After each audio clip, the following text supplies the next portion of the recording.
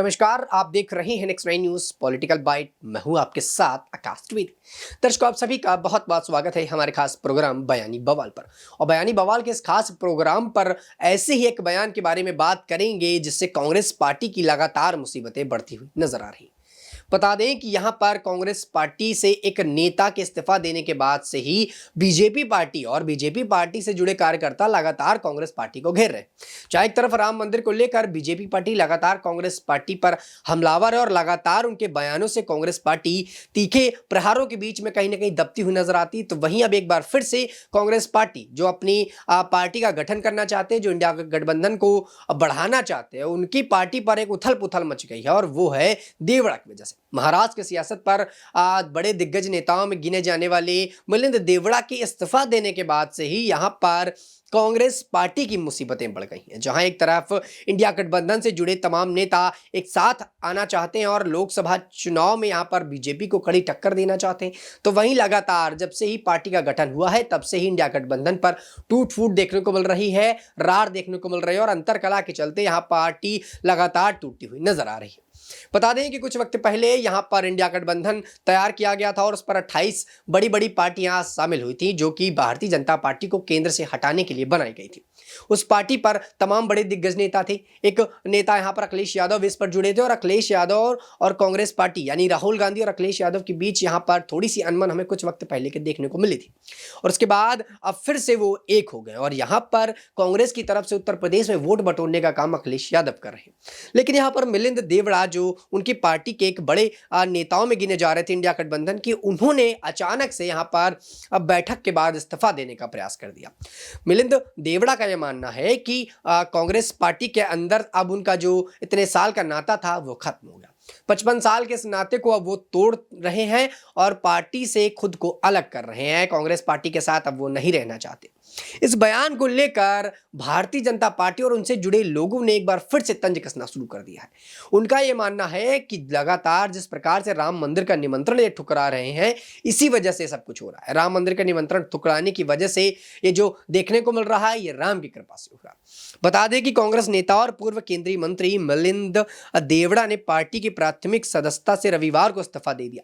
इस लेकर कांग्रेस नेता आचार्य प्रमोद कृष्णन ने पार्टी आलाकमान पर सवाल उठाए। साथ ही उन्होंने कहा कि भगवान राम मंदिर के निमंत्रण को ठुकराने का यह प्रकोप है। न्यूज एजेंसी एएनआई से बातचीत में कृष्णन ने कहा है कि कांग्रेस में कुछ ऐसे लोग भी हैं जो कब्जा हो गया है, जो ना तो सच सुनना चाहते और ना ही सनातन के साथ हैं और ना ही राम की बात सुनना चाहते हैं। जो श्री राम और रच की बात जमीनी हकीकत को बताने की कोशिश करेगा उसे कांग्रेस छोड़नी पड़ेगी, ये लगातार उनके बयान आ रहे हैं। वहीं आचार्य प्रमोद कृष्णन ने कहा है कि भगवान राम के मंदिर के निमंत्रण को जिस तरह से ठुकराने का काम किया गया है कांग्रेस पार्टी की तरफ से, मुझे लगता है कि ये उनका प्रकोप शुरू हो गया है। उन्होंने कहा कि मैं तो यही प्रार्थना करूंगा कि कुछ लोगों की गलतियों की सजा पूरे कांग्रेस पार्टी को ना मिले। वहीं कांग्रेस नेता राशिद अलवी ने भी कांग्रेस नेताओं को पार्टी छोड़ने पर चिंता जताई है। बता दें कि उन्होंने कहा है कि वह कांग्रेस छोड़कर चले गए और ये अफसोस की बात है, लेकिन मैं ये देख रहा हूं कि ज़्यादातर वे लोग जो सरकार में रहे हैं, कांग्रेस ने उनके ज़माने में और युवा रहे हैं, वे क्यों छोड़कर जा रहे हैं और इस पर विचार करना पड़ेगा।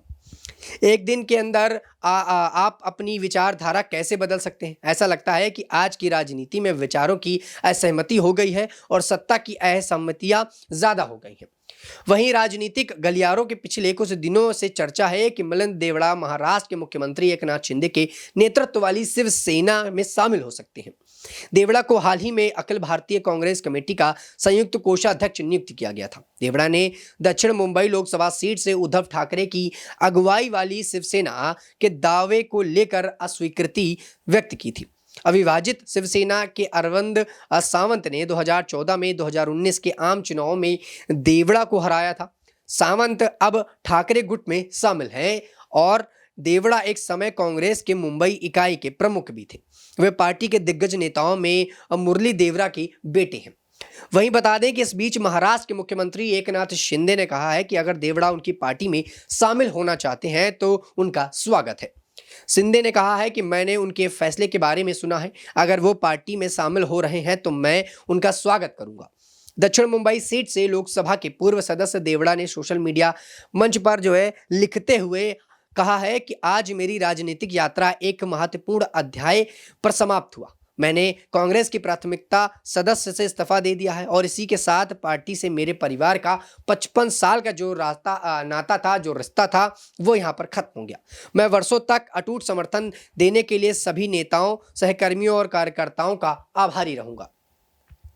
इस बीच महाराष्ट्र के मुख्यमंत्री एकनाथ शिंदे ने कहा है कि अगर देवड़ा उनकी पार्टी में शामिल होना चाहते हैं तो उनका स्वागत है। शिंदे ने कहा है कि मैंने उनके फैसले के बारे में सुना है, अगर वो पार्टी में शामिल हो रहे हैं तो मैं उनका स्वागत करूंगा।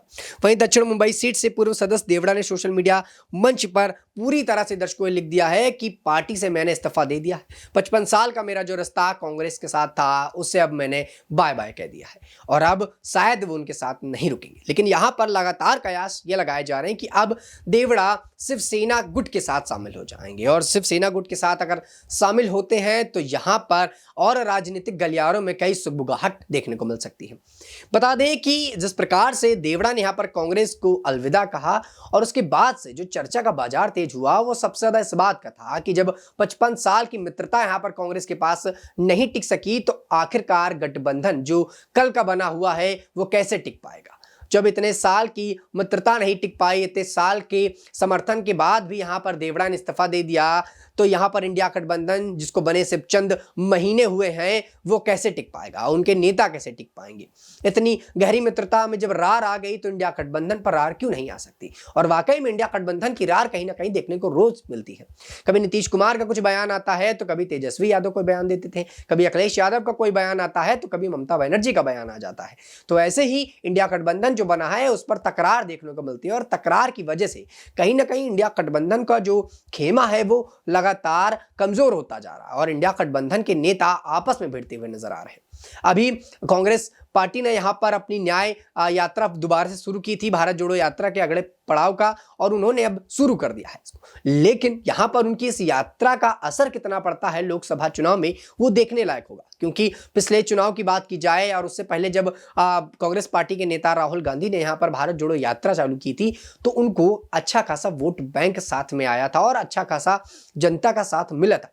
लेकिन उसका फायदा विधानसभा चुनाव में कुछ खासा देखने को नहीं मिला। जनता भले ही उनके साथ जुड़ी, उससे सिर्फ इनको कुछ स्तर के चुनाव पर ही आसानी मिली, लेकिन यहाँ पर विधानसभा के चुनाव में उनको वो फायदा कहीं ना कहीं देखने को नहीं मिला। वो जो दावा कर रहे थे कि 5 राज्यों में से 3 राज्यों में सरकार जरूर बनाएंगे, वो भी यहाँ होता हुआ नजर नहीं आया।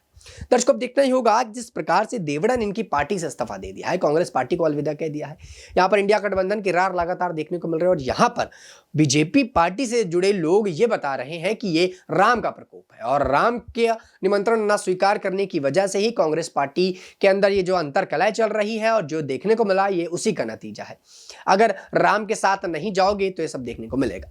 फिलहाल जिस प्रकार का माहौल यहाँ पर देखने को मिल रहा है उससे लगता है कि कहीं ना कहीं जो बातें कही जा रही हैं वो सही भी है, क्योंकि यहाँ पर कांग्रेस पार्टी ने राम मंदिर का निमंत्रण ठुकरा दिया और उसके तुरंत बाद यहाँ पर ये कहीं ना कहीं देखने को मिलता है। तो ये कई कयास का बाजार तेज करता है और कई सवाल अपने आप में खड़े करता है। फिलहाल दस को देखना ही होगा कि जिस प्रकार से यहाँ पर आचार्य प्रमोद कृष्णन ने बात कह दी कि ये यीशु का प्रकोप है, तो क्या सचमुच ये राम का ही प्रकोप है? और क्या राम किसी एक पार्टी के हैं? क्या राम पूरे देश के नहीं है? क्या राम भला बुरा सिर्फ किसी पार्टी के हिसाब से सोचते हैं? ये भी देखने वाली बात है कि यहाँ पर क्या राम इस वक्त से बीजेपी पार्टी पर ही मेहरबान है, कांग्रेस पार्टी पर नहीं? क्या यहाँ पर राम का निमंत्रण ठुकराने से क्या राम नाराज हो गए हैं? क्या प्रभु श्री राम ने यह कह दिया है कि अगर मेरा निमंत्रण में नहीं आओगे, मेरी प्राण प्रतिष्ठान में नहीं आओगे तो कांग्रेस पार्टी का नाश हो जाएगा? जिस प्रकार की बातें यहां पर प्रमोद कृष्ण कर रहे हैं वो वाकई में ये सोचने पर मजबूर करता है क्या भगवान किसी एक के हैं? क्योंकि यहां पर कुछ वक्त पहले कहीं ना कहीं कांग्रेस पार्टी के नेता ही पवन खेड़ा का बयान आया था और उन्होंने कहा था कि राम किसी एक के नहीं है। प्रभु श्री राम के दर्शन करने के लिए किसी की अनुमति की जरूरत नहीं, किसी के निमंत्रण की जरूरत नहीं। प्रभु श्री राम के दर्शन करने के लिए हम स्वयं जा भी सकते हैं और आ सकते हैं। प्रभु श्री राम ना कभी अपने दर पर आने के लिए किसी को रोकते हैं और न दर पे जाने से किसी को रोकते हैं। तो ऐसे में किसी पॉलिटिकल पार्टी के बारे में क्यों बात की जाए? पॉलिटिकल पार्टी के कहने पर हम निमंत्रण क्यों स्वीकार करें और क्यों जाए? फिलहाल जो माहौल देखने को मिल रहा है उससे लग रहा है कि यहाँ पर भारतीय जनता पार्टी के हिसाब से प्रभु श्री राम फिलहाल भारतीय जनता पार्टी के खेमे में है और आने वाले समय में यहाँ पर क्या वो कांग्रेस के खेमे में जाते हैं या फिर नहीं, क्योंकि जिस प्रकार की बयानबाजी कर रहे हैं उससे साफ होता है कि भगवान श्री राम भी अब पॉलिटिकल पार्टी के हिसाब से हो गए हैं। दर्शकों, अब देखना होगा कि आखिरकार कांग्रेस पार्टी की मुसीबतें कब खत्म होती हैं और क्या इसके पीछे वाकई में किसी पॉलिटिकल पार्टी या प्रभु श्री राम की बातें जो कही जा रही हैं वही हैं। इस पूरे मुद्दे पर दर्शकों आप अपनी क्या राय रखते हैं नीचे कमेंट सेक्शन में हमें जरूर बताइएगा। फिलहाल के लिए इतना ही। देश दुनिया की तमाम खबरों से जुड़े रहने के लिए अब देखते रहिए नेक्स्ट 9 न्यूज़ पॉलिटिकल बाइट।